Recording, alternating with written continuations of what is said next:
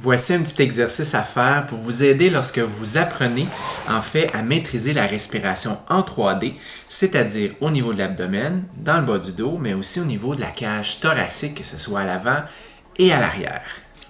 Ici, j'ai un sac de sable de 10 livres. Ça pourrait tout aussi bien être, par exemple, une bouillotte remplie d'eau ou bien un sac de riz, tiens. Quelque chose en fait qui est malléable, qui va être assez confortable pour vous. Je vais mettre le sac de 10 livres sur mon ventre.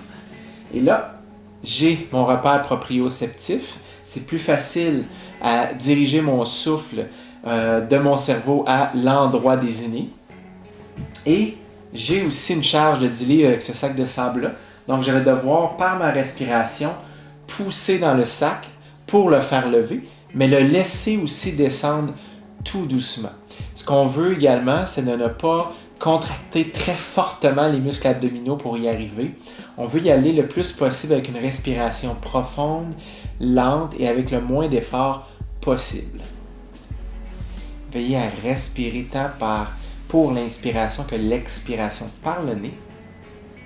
Et vous voulez allonger le plus possible l'un et l'autre.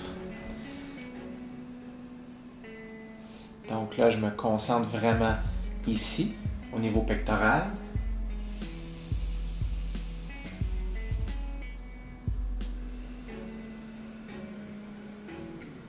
Ce que je peux faire également pour travailler au niveau de ma respiration sur les côtés, c'est de mettre mes mains, en plus de remettre le sac au niveau de l'abdomen. Je mets mes mains sur le côté et là, je veux lever le sac et gonfler aussi dans mes mains en même temps. Évidemment, ça va prendre du temps pour y arriver. L'autre chose, pour les gens qui auraient des difficultés avec le bas de leur dos, vous pouvez ramener comme ça les genoux vers vous, les pieds au sol et faire le même exercice. Ça devrait vous aider à imprégner le bas du dos dans le plancher. Et enfin, si vous voulez maintenant faire le travail au niveau du dos, donc, c'est de mettre la poche de sable, si c'est une poche de sable, sur le bas du dos et faire la même chose.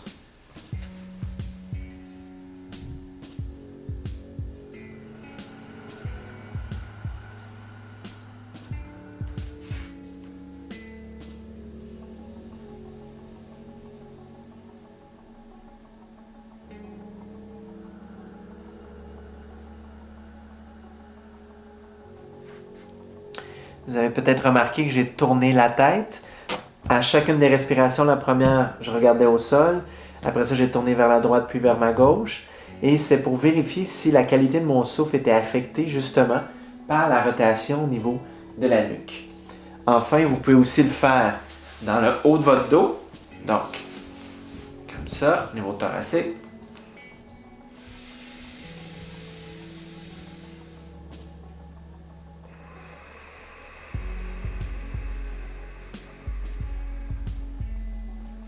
Et le même procédé peut être fait aussi au niveau de la tête.